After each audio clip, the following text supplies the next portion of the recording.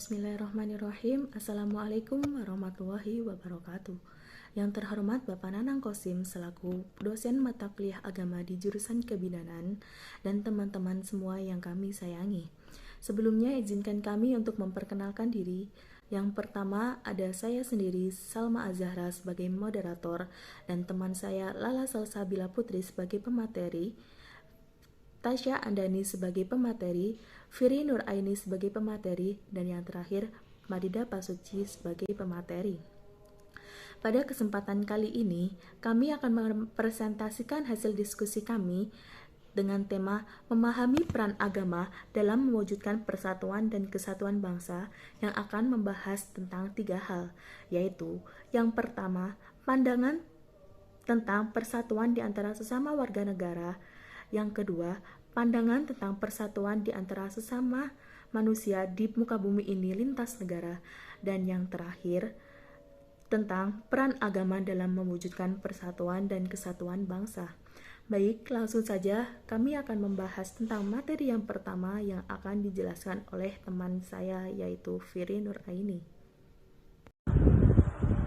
Apa itu agama? Agama merupakan ajaran sistem yang mengatur tata keimanan, kepercayaan, dan peribadatan kepada Tuhan Yang Maha Kuasa, serta tata kaidah yang berhubungan dengan pergaulan manusia dan kemanusia serta lingkungannya.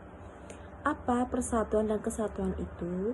Persatuan dan kesatuan berasal dari kata satu, yang berarti utuh atau tidak terpecah belah. Persatuan termasuk dari maqasid al-syariah, tujuan syariat yang paling penting dalam Islam. Persatuan di antara sesama warga negara. Indonesia merupakan negara majemuk dengan berbagai keberagaman di dalamnya. Suku bangsa, budaya, bahasa, dan agama menjadi warna perbedaan masyarakat Indonesia. Dengan berbagai corak perbedaan yang ada, maka sudah sepantasnya bagi warga negara Indonesia senantiasa bahu-membahu, menjaga keselarasan hidup berdampingan di tengah pluralisme yang ada. Agama adalah salah satu contoh keberagamaan yang saling kita temui di kehidupan bangsa Indonesia yang beraneka ragam budaya, suku, bangsa, agama, dan memiliki semboyan Bhinneka Tunggal Ika, yang berarti berbeda-beda tetapi tetap satu jua. Pendidikan di Indonesia harus sejak awal ditanamkan nilai-nilai agama pada serta didik agar paham tentang peran agama dalam persatuan dan kesatuan bangsa sampai mereka dewasa dan tetap tertanam dalam diri mereka hingga kapanpun bangsa ini tetap utuh dan tidak terprovokasi oleh siapapun dan dari manapun yang menginginkan bangun ini terpecah. Agama Islam mampu berperan sebagai inspirator maupun motivator perkembangan sosial kemasyarakatan. Secara historis, ajaran agama Islam mampu memotivasi umat Islam untuk rela mengorbankan jiwa raga untuk mengusir kaum imperialisme sekaligus merebut kemerdekaan. Secara politis, agama Islam menempati posisi yang sangat fundamental di dalam Pancasila, di mana The Founding Father telah menunjukkan kearifan pokok pikiran kebangsaan dengan menempatkan sila ketuhanan yang Maha Esa sebagai sila utama. Persatuan antar sesama manusia di muka bumi. Manusia makhluk individu sekaligus sebagai makhluk sosial. Sebagai makhluk sosial, tentunya manusia dituntut untuk mampu berinteraksi dengan individu lain dalam rangka memenuhi kebutuhannya. Sebagai makhluk sosial, manusia harus hidup dalam lingkungan masyarakat yang kompleks akan nilai karena terdiri dari berbagai macam suku dan agama. Hal ini sangat perlu dilakukan oleh umat manusia karena manusia sebagai makhluk sosial yang membutuhkan hubungan dengan manusia lainnya, bertujuan untuk dapat memenuhi kebutuhan hidupnya. Dalam hubungan masyarakat, sikap dan perilaku juga sangat diperhatikan. Dianjurkan untuk membina hubungan baik, menolong, saling tenggang rasa, bebas melakukan sesuatu dengan memperhatikan, menghormati hak dan kebebasan orang lain. Saling memberi atau meminta tidak mengambil begitu saja. Peran agama dalam mewujudkan persatuan dan kesatuan bangsa. Islam adalah ajaran yang lengkap, menyeluruh, dan sempurna, yang mengatur tata cara kehidupan seorang muslim, baik ketika beribadah maupun berinteraksi dengan lingkungannya. Seperti yang kita ketahui, agama dan Al-Quran adalah pedoman hidup bagi umat muslim. Kita, sebagai umat beragama, dituntut untuk memiliki moral dan akhlak yang baik. Kebanyakan orang yang mengerti tentang agama pasti memiliki moral dan akhlak yang baik. Begitupun sebaliknya, orang yang kurang memahami agama, moral dan akhlaknya sedikit berbeda dengan orang yang paham dengan agama. Lalu, agama memberikan peranan kepada manusia dalam hidup bersama, termasuk dalam bidang politik atau bernegara.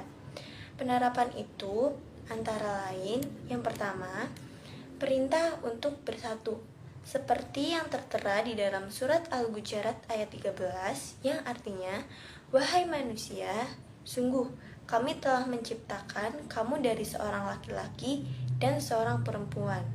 Kemudian, kami jadikan kamu berbangsa-bangsa dan bersuku-suku agar kamu saling mengenal.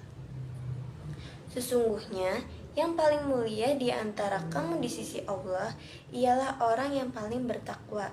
Sungguh, Allah Maha Mengetahui dan Maha Teliti." Yang kedua adalah larangan untuk saling curiga, seperti yang tertera dalam surat Al-Hujurat ayat 12, yang maknanya adalah, "Wahai orang-orang yang beriman, jauhilah banyak dari prasangka. Sesungguhnya sebagian prasangka itu dosa. Dan janganlah kamu mencari-cari kesalahan orang lain, dan janganlah ada di antara kamu yang menggunjing sebagian yang lain. Apakah ada di antara kamu yang suka memakan daging saudaranya? Tentu kamu merasa jijik. Dan bertakwalah kepada Allah. Sesungguhnya Allah Maha penerima taubat dan Maha penyayang." Beberapa prinsip yang diajarkan Al-Quran untuk mewujudkan persatuan dan kesatuan, antara lain yang pertama, yaitu prinsip persatuan dan persaudaraan. Yang kedua, prinsip persamaan. Yang ketiga, prinsip kebebasan. Yang keempat, prinsip tolong-menolong. Yang kelima, yaitu prinsip persaudaraan. Dan yang terakhir, yaitu prinsip musyawarah.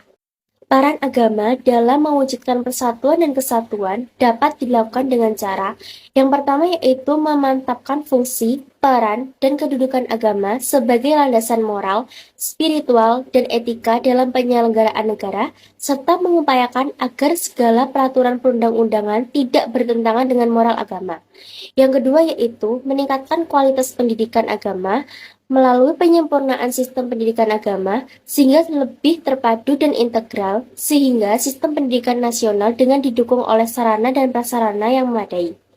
Yang ketiga, yaitu meningkatkan dan memantapkan kerukunan hidup antar umat beragama sehingga tercipta suasana yang harmonis dan saling menghormati dalam semangat kemajemukan melalui dialog antar umat beragama dan pelaksanaan pendidikan beragam serta deskriptif yang tidak dogmatis untuk tingkat perguruan tinggi. Yang keempat, yaitu meningkatkan kemudahan umat beragama dalam menjalankan ibadahnya, termasuk penyempurnaan kualitas pelaksanaan ibadah haji dan pengelolaan zakat dengan memberikan kesempatan yang luas kepada masyarakat untuk berpartisipasi dalam penyelenggaraan. Yang kelima, yaitu meningkatkan peran dan fungsi lembaga-lembaga keagamaan dalam ikut mengatasi dampak perubahan yang terjadi dalam semua aspek kehidupan untuk memperkokoh jati diri dan kepribadian bangsa, serta memperkuat kerukunan hidup bermasyarakat, berbangsa, dan negara. Kesimpulannya adalah semua umat manusia adalah satu. Sudah sepatutnya saling menghargai sesama manusia tanpa peduli perbedaan kecil di setiap umat manusia lainnya, seperti perbedaan warna kulit, suku, jenis kelamin, dan lain sebagainya. Agama Islam sebagai agama yang mencintai kedamaian dan kerukunan antar umat manusia tentu menentang keras mengenai adanya intoleransi agama di tengah keberagaman yang ada. Maka dari itu, salah satu bentuk upaya menjaga persatuan dan kesatuan adalah dengan menghindari perpecahan antar umat beragama.